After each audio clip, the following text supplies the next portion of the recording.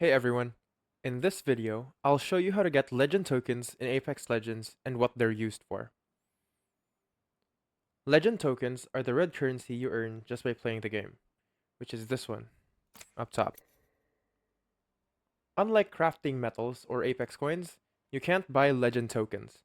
They're only earned through leveling up.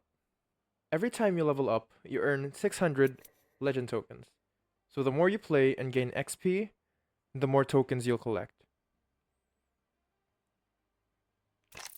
To level up faster, focus on playing matches consistently, surviving longer in games, and getting kills or assists.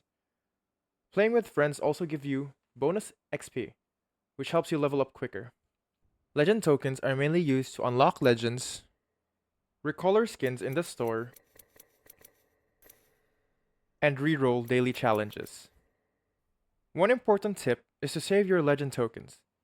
They're easy to earn over time, but recolors can cost a lot, and new legends usually cost 12,000 tokens.